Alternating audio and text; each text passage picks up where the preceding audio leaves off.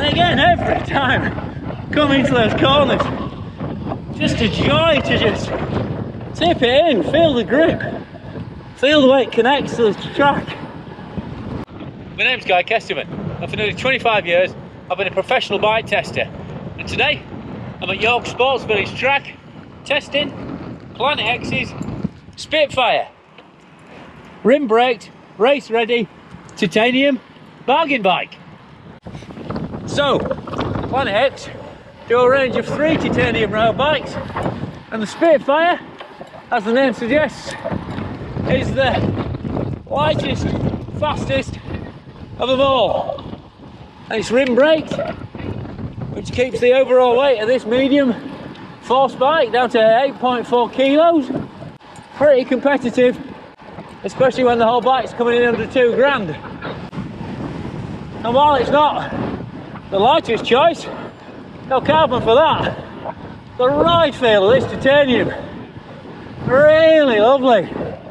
I mean, it's always got this sort of fabled spring and forgiveness, but not everyone manages that anymore. A lot of people overwork the tube sets, or just don't really understand what they're doing, unfortunately. Planet X have been in the titanium game for decades, and they've worked with a bunch of manufacturers along the way, but they've really got this dialed. You've got dual oval, triple butted down tube, butted C tube as well, and then these tapered round oval to round rear stays. Classic stuff, but that's because it just really works. Geometry is actually based off the EC130, the carbon aero bike in their range, Rivet Rider as it's sometimes called. So 72.5 degree head, relatively steady for a race bike, but 73 degree seat angle with this really low 130mm head tube, so it's not some sit up and beg sportive bike. Got the Hurricane for that. This is a proper head down, minimal drag race bike. And frame weight, sub 1500 grams, so not crazy light. You got 400 gram fork, so off chassis weight, pretty good. And the handling is just spot on. There's so much grip and predictability in these Jack Brown Panaracer tyres, and yet it really smoothly surges out corners. Lovely bike for ripping around this track. That really has got that liveliness and spring, which is the reason you buy titanium. Because so many Thai bikes I've ridden recently, like I say, they're just overworked.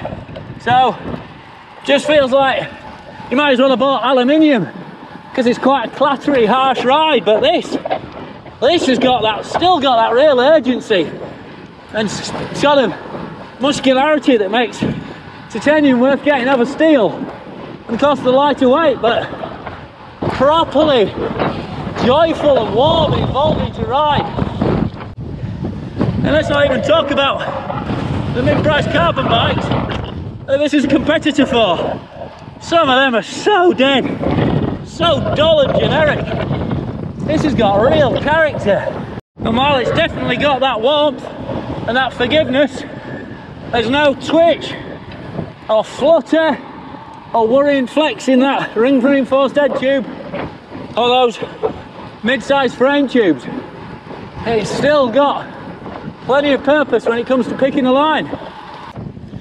And while it's got an impressive turn of speed when you need it to have, it's that damped, sprung quality over distance that really gives titanium its kind of cult appeal.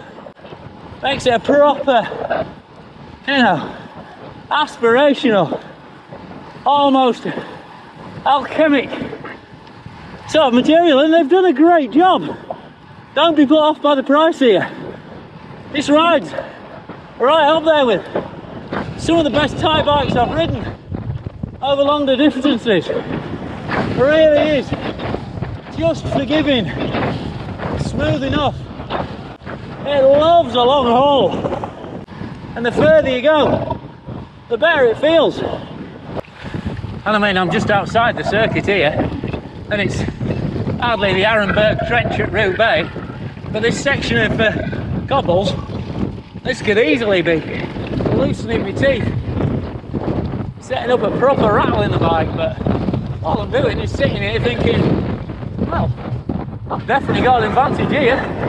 Keep the power down, skim along, and when it rises up a bit, it's got a proper kick to it. Still really nice and rewarding when you get the watts down. So what you're getting is a classic, cultured, competition titanium bike for an absolute bargain price.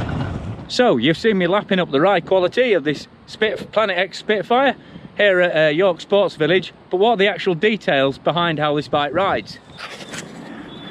First and foremost, you've got this aerospace grade titanium frame, triple butted main tubes, so all the major tubes, thinner in the centre than thicker at the ends, with different wall thicknesses to tune that ride, lose some weight out of there. And like I say, this is a Spitfire model, so it's disc braked, and you've not got any mudguards or rack mounts on this bike, so it's a pure race machine.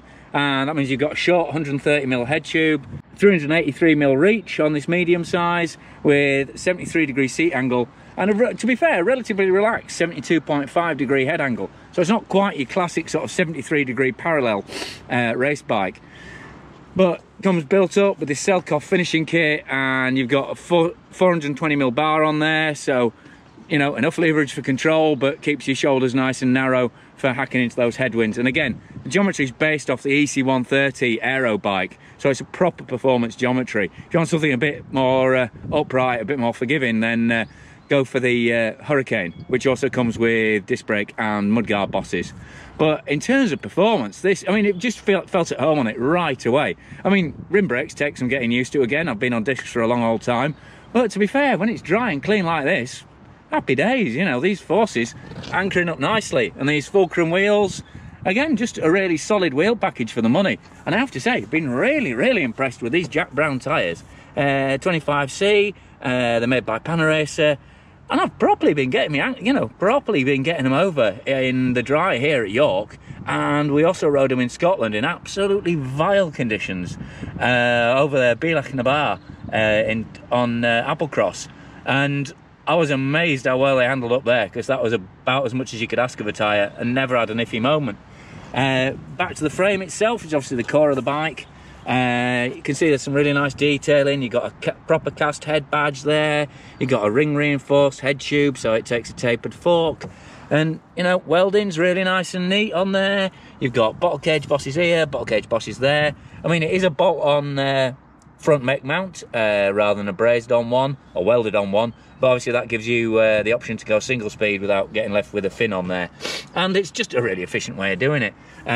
Cable routing is all external, which keeps the bike nice and simple, keeps it light, and like I say, just classic, just detailing, like, you know, A-frame bridge for the brakes there, and again, moving around in there, it's just classic sort of oval down to round chainstays, but really neat little cowl dropouts on the end, and a nice little replaceable derailleur hanger there. So, you know, add these laser etched details. You've got these what they call invasion stripes.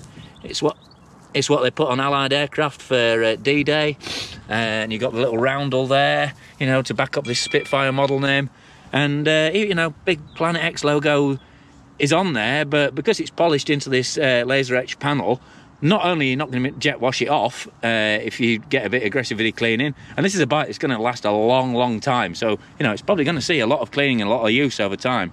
You know, you're not going to peel the stickers off because the logo's actually etched into it. And it's just, you know, it's a really classy frame.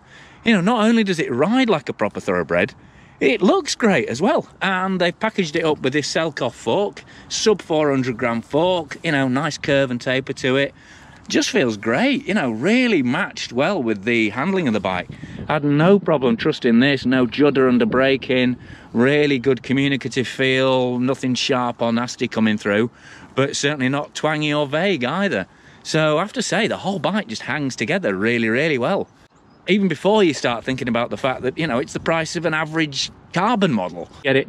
And you can get it in Shimano spec or SRAM spec like it is here, or you can get the frame and forks, or you can build it up custom using the vast amount of stock of various things that Planet X have in their warehouse. And there's also a bunch of options in terms of, you know, bar width, stem length, crank length, and, you know, little sort of contact point details which you can tick and swap just as part of the standard build package as well.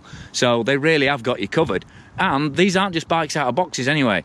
I mean, obviously they're an online brand, but these are hand built, hand put together in their Rotherham workshop by some of Britain's most talented racers and guys who've been putting bikes together for, again, decades, in the same way that Planet X have been making titanium bikes for decades.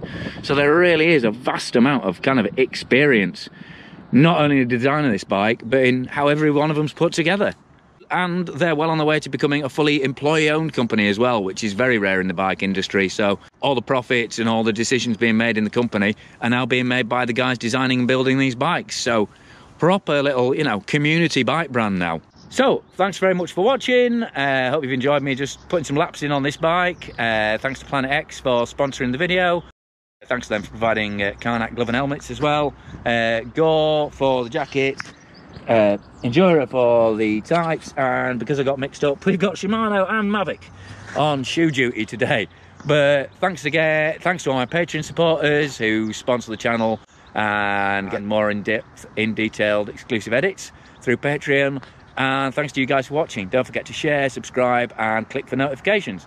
I've been Guy Kesteven, this has been Guy Kest TV, and this has been Planet X's absolute bargain titanium Spitfire road race bike.